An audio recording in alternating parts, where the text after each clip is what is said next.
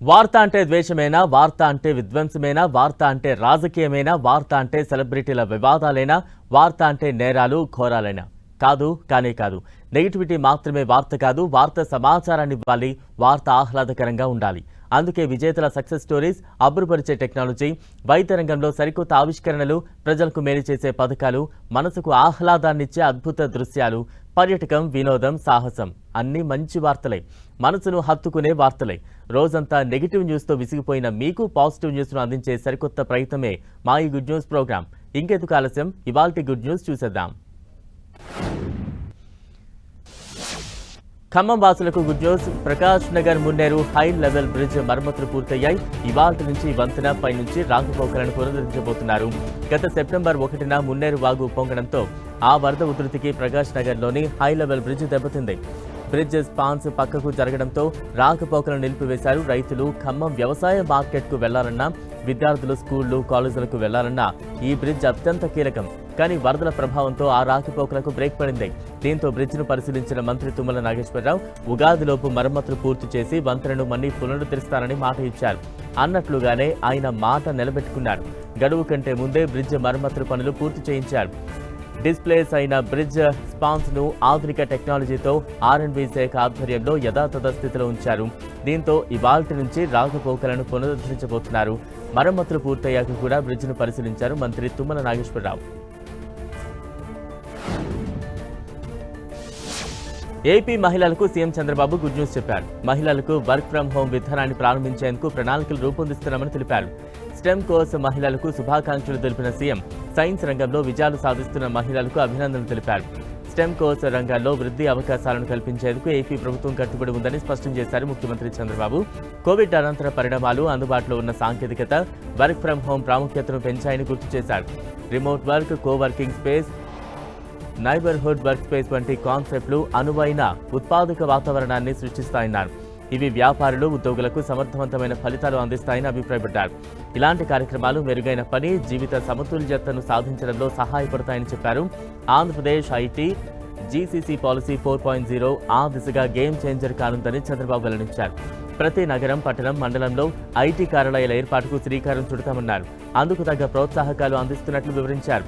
అట్టడుగు స్థాయిలో ఉపాధిని సృష్టించేందుకు ఐటీ, జీసీసీ సంస్థలకు మద్దతు ఇస్తున్నామని స్పష్టం చేశారు. ఈ కార్యక్రమాలు ఎక్కువ శ్రామిక శక్తి భాగస్వామ్యాన్ని ప్రోత్సహిస్తాయని తాను విశ్వసిస్తున్నట్లుగా చంద్రబాబు వెల్లడించారు.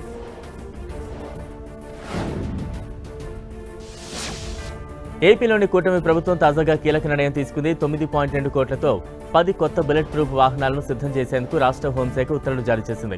సీఎం చంద్రబాబుతో పాటు వీఐపీల భద్రత కోసం ఈ కొత్త బుల్లెట్ ప్రూఫ్ వాహనాలను సిద్ధం చేస్తున్నట్టు తెలిపింది. 10 టయోటా ఫార్చునర్ వాహనాలు కొనుగోలు చేసి వాటిని బుల్లెట్ ప్రూఫ్ గా మార్చాలని ఉత్తర్వులో పేర్కొంది. రాష్ట్రంలో నిత్యం ఎక్కడో అక్కడ ఎప్పుడో అప్పుడు వీఐపీలు పర్యటిస్తూ ఉన్నారు. వారికి భద్రత కల్పించేందుకు ప్రభుత్వం చర్యలు చేపట్టింది. అలాగే ప్రభుత్వంలోని పెద్దలు కూడా తరచూ వివిధ ప్రాంతాల్లో పర్యటిస్తున్నారు. వారిని దృష్టిలో పెట్టుకుని తాజాగా ప్రభుత్వం ఈ నిర్ణయం తీసుకుంది. ఇక గతంలో ఉన్న వాహనాలకు ఈ కొత్త బుల్లెట్ ప్రూఫ్ వాహనాలు అదనం కానున్నాయి. భారతీయ రైల్వే ప్రతిష్టాత్మకంగా ఇప్పటికే వందే భారత్ రైళ్లను ప్రవేశపెట్టింది. అలాగే స్లీపర్తో పాటు వందే భారత్ మెట్రోను సైతం తీసుకురాబోతోంది. సరికొత్తగా హైడ్రోజన్ రైలుపై సైతం దృష్టి సారించింది. తొలిసారిగా హైడ్రోజన్ రైలు తీసుకురాబోతోంది.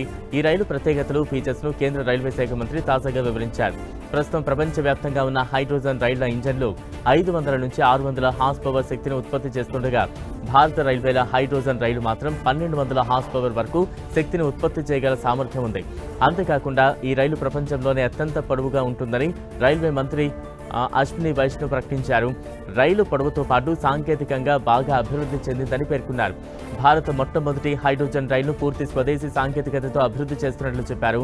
డీజిల్, ఎలక్ట్రిక్ మల్టిపుల్ యూనిట్ రేకులపై హైడ్రోజన్ ఇంధన కణాల రెట్రోఫిట్మెంట్ ద్వారా ఈ రైలును తయారు చేస్తున్నారు. Railway research, design and standards organisation స్పెసిఫికేషన్లను సిద్ధం చేసింది. రైలుతో పాటు హైడ్రోజన్ను తిరిగి నింపేందుకు ఇంటిగ్రేటెడ్ హైడ్రోజన్ ఉత్పత్తి, నిల్వ, పంపిణీ సౌకర్యాన్ని రూపొందించినట్లు పేర్కొన్నారు. ఈ మేరకు అవసరమైన ఆమోదం కోసం పెట్రోలియం, పేలుడు పదార్థాల భద్రతా సంస్థను అభ్యర్థించినట్టు తెలిపారు. ప్రత్యామ్నాయ ఇంధన వనరులైన క్లీన్ ఎనర్జీ, గ్రీన్ ఎనర్జీ వినియోగాన్ని ప్రోత్సహించేందుకు భారతీయ రైల్వే తీసుకున్న కీలకమైన చొరవని పేర్కొన్నారు. ఇప్పటి వరకు 4 దేశాలు మాత్రమే హైడ్రోజన్ రైళ్లను ప్రారంభించాయి. ఈ జాబితాలో జర్మనీ, ఫ్రాన్స్, స్వీడన్, చైనా ఉన్నాయి. ఇప్పుడు భారత్ హైడ్రోజన్ రైలును అభివృద్ధి చేస్తున్న 5వ దేశంగా నిలవనుంది. ప్రస్తుతం హైడ్రోజన్ రైలు చెన్నైలోని ఇంటిగ్రల్ కోచ్ ఫ్యాక్టరీలో తయారవుతోంది. త్వరలోనే ట్రయల్ ఆపరేషన్కు తీసుకురానుంది. హైడ్రోజన్ అనేది పూర్తిగా కాలుష్య రహితం. రైలు ఇంజన్ను భారత రైల్వేల పరిశోధన రూపకల్పన ప్రమాణాల సంస్థ పూర్తిగా దేశీయంగా నిర్మించింది. భారతదేశపు మొట్టమొదటి హైడ్రోజన్ రైలును జింద్ సోనేపట్ సెక్షన్లోని 89 కిలోమీటర్ల మార్గంలో ట్రయల్ రన్ నిర్వహిస్తారు.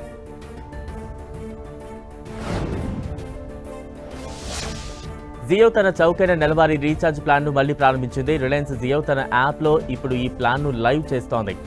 మై జియో యాప్ వాల్యూ సెక్షన్కు వెళితే మీకు ఈ ప్లాన్ కనిపిస్తుంది. ఈ ప్లాన్ ధర కేవలం ₹189 మాత్రమే.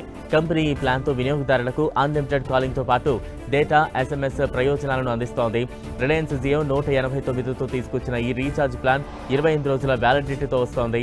ఈ 28 రోజుల పాటు అన్లిమిటెడ్ కాల్స్ మాట్లాడుకోవచ్చు. దీంతో పాటు ఈ ప్లాన్తో యూజర్లకు 300 SMSలు, 2GB డేటా లభిస్తోంది. వీటితో పాటు ఈ ప్లాన్లో Jio TV, Jio Cinema, Jio Cloud subscription ప్రయోజనాలు కూడా అందుబాటులో ఉన్నాయి. ట్రాయ్ ఆదేశాల ప్రకారం జియో ఇటీవలే వాయిస్ కాలింగ్, SMS కోసం మాత్రమే 2 రీఛార్జ్ ప్లాన్లను ప్రారంభించింది. ఈ 2 ప్లాన్ల ధరలు $448, $1748గా ఉన్నాయి. 448 ప్లాన్ 84 రోజుల వ్యాలిడిటీతో వస్తోంది. ఈ 84 రోజుల పాటు వినియోగదారులు unlimited voice calling, Jio TV, Jio Cinema, Jio Cloud సబ్స్క్రిప్షన్తో పాటు 1000 SMSలు లభిస్తాయి. ఇక జియో తీసుకొచ్చిన ₹1748 ప్లాన్ 336 రోజులు వ్యాలిడిటీతో వస్తుంది. ఈ ప్లాన్తో మీరు జియో టీవీ, జియో సినిమా, జియో క్లౌడ్కు ఉచిత సబ్స్క్రిప్షన్తో పాటు అన్లిమిటెడ్ కాలింగ్, 3600 SMSలు పొందుతారు.